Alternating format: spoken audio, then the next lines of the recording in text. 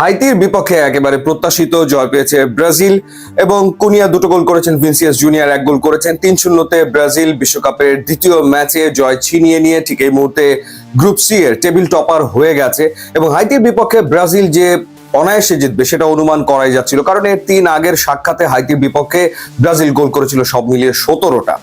তো প্রথম ম্যাচে মরক্কোর এগেনস্টে আসলে ব্রাজিল যে ফুটবলটা খেলেছে সেটা দর্শকদের মন ভরাতে পারেনি এবং যোগবর্ণিত বা ব্রাজিলিয়ান ফুটবল বা ব্রাজিলিয়ান সাম্বা সেটা আসলে মাঠে দেখা যায়নি। সেই কারণে এই ম্যাচে দর্শকদের প্রত্যাশা ছিল যে ব্রাজিল তার ক্যারিশমেটিক ফুটবলটা খেলবে এবং ফার্স্ট হাফে সেটা আসলে তারা খেলতে সক্ষম হয় এবং এই ম্যাচে স্টার্টিং লাইন আপে কুনিয়াকে রাখা হয়েছে এবং ম্যানচেস্টার ইউনাইটেডের এই ফরওয়ার্ড সুযোগ পাওয়া মাত্র সুযোগটা কাজে লাগিয়েছেন।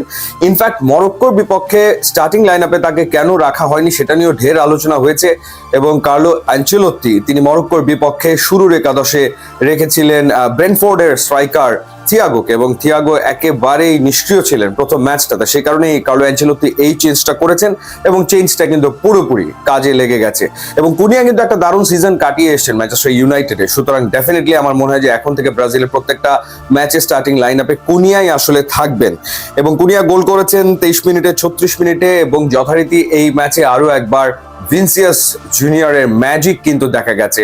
তিনি নিজে একটা গোল করেছেন, একটা গোল অ্যাসিস্ট করেছেন। ইনফ্যাক্ট কুনিয়া যে দুটো গোল করেছেন সেই দুইটা গোলেই আসলে তার কন্ট্রিবিউশন ছিল।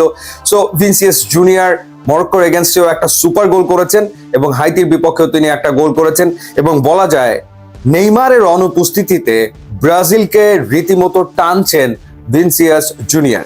আরো একটা ট্যাকটিক্যাল চেঞ্জ করেছিলেন কার্লো অ্যানচেলোত্তি, সেই চেঞ্জটা হলো তিনি রক্ষণ ভাগে দানিলোকে একেবারে শুরু থেকে খেলিয়েছেন, স্টার্টিং লাইন আপে তিনি আসলে ছিলেন। আর চিন্তার বিষয় হলো রাফিনার ইনজুরি, রাফিনা ইনজুরিতে পড়ে গেছেন, যদিও মরক্কোর এগেনস্টে রাফিনার পারফরমেন্স খুব একটা ভালো ছিল না এবং ফ্যানরা হতাশ ছিলেন। তারপর রাফিনা খুবই গুরুত্বপূর্ণ একটা প্লেয়ার, ফার্স্ট হাফে তিনি ইনজুরিতে পড়ে মাঠ ছেড়ে যান এবং তার জায়গায় পরবর্তীতে নামানো হয় বোর্নমাউথের রায়ানকে। রায়ান মোটামুটি খেলেছেন, বাট আমার কাছে মনে হচ্ছে যে আর্সেনালের মার্তিনেল্লিকে আমার মনে হয় নেক্সট ম্যাচে বা রাউন্ড অফ 32-তে গিয়ে শুরুর একাদশে দেখার একটা বিরাট সম্ভাবনা রয়েছে। মার্তিনেল্লি যতটুকু সময় পেয়েছেন ততটুকু সময় কিন্তু নিজের ঝলক দেখিয়েছেন। ইনফ্যাক্ট একটা শট যেটা নিয়েছিলেন, যেটা ক্রস বারে লাগলো, ওইটা যদি গোল হতো এটা একটা দেখার মতো গোল হতো। এই দিন অ্যানচেলোত্তি এনরিককেও ট্রাই করে দেখলেন এবং এনরিক তো বল জালে জড়ালেন ঠিকই, কিন্তু সেটা অফসাইডের কারণে বাতিল হলো। ইনফ্যাক্ট দুইটা ঘটনা ঘটেছে, রাফিনার একটা অফসাইডে বাতিল এবং এনরিকের একটা অফসাইডের কারণে আসলে বাতিল হয়েছে।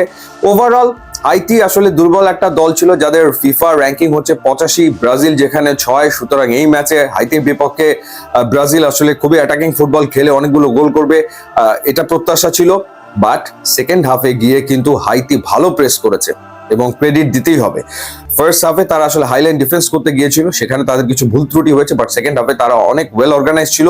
তারা মিডফিল্ডে সেকেন্ড হাফে গিয়ে জোর দিয়েছে এবং কিছু যে চেঞ্জ করা হয়েছে প্লেয়ারদের, তারপরে কিন্তু দেখা গেল যে মাঝ মাঠে হাইতি তারা দখল নেওয়ার চেষ্টা করছে বা বেশ কিছু গোলের চান্স তারা ক্রিয়েট করতে সক্ষম হয় এবং একটা গোল তো অ্যালিসন বেকার নিজে আসলে সেভ করলেন। সো সেকেন্ড হাফে কিন্তু হাইতি অনেক বেটার ফুটবল খেলেছে।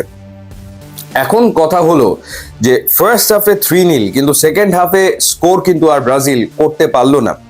তো ধীরে ধীরে রিদমে ফিরছে, বাট নেইমারের অভাব যেটা, সেই অভাবটা কিন্তু আছে। নেইমারকে আসলে লাগবে, বিকজ রাউন্ড অফ 32-তে গিয়ে ব্রাজিল প্রবাবলি ফেস করবে আইদার নেদারল্যান্ডসকে, ইউরোপিয়ান টিম, অথবা জাপানকে, অথবা তারা ফেস করবে সুইডেনকে। সো রাউন্ড অফ 32 কিন্তু ব্রাজিলের জন্য খুব একটা সহজ হচ্ছে না।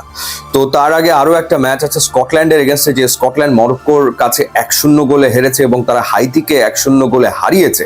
তো সেই ম্যাচে ব্রাজিল কেমন করে সেটা দেখার ব্যাপার। বাট ওভারঅল ব্রাজিল আসলে তার চেনা রিদমে ফিরছে। গোল আরো হতে পারতো সেকেন্ড হাফে, ডেফিনেটলি সুযোগ আসলে অনেকগুলো এসেছিল। অ্যাডারসন একটা মিস করেছেন, কিংবা ডগলাস সান্তোস একটা ভালো সুযোগ পেয়েছিলেন, তিনি একেবারে বারের উপর দিয়ে মারলেন। এই সুযোগগুলো যদি কাজে লাগাতে পারতো ব্রাজিল, তাহলে স্কোর লাইনটা আমার মনে হয় যে ওরকম 5-0, 6-0 আসলে হয়ে যেত। সবচেয়ে ইম্পর্টেন্ট ব্যাপার ব্রাজিলের রিদমে ফেরা এবং কার্লো অ্যানচেলোত্তি তার স্কোয়াড, তার team according to the tournament সাজিয়ে নেবেন। যেরকম এই ম্যাচে তিনি শুরু থেকে খেলিয়ে দিয়েছেন কুনিয়াকে, প্রবাবলি মার্টিনেল্লিকেও হয়তোবা আরো বেশি গেম টাইম দেবেন সামনের ম্যাচগুলোতে, বা এনরিককে সুযোগ তিনি দিয়ে দেখবেন। সো দেখা যাক, এবং by that time Neymar probably সুস্থ হয়ে উঠলে ব্রাজিল আরো শক্তিশালী হয়ে উঠবে। ইউটিউব এবং ইনস্টাগ্রাম লিঙ্ক দিয়ে আছে, আপনারা যোগ দিলে খুবই খুশি হবো। And thanks for watching.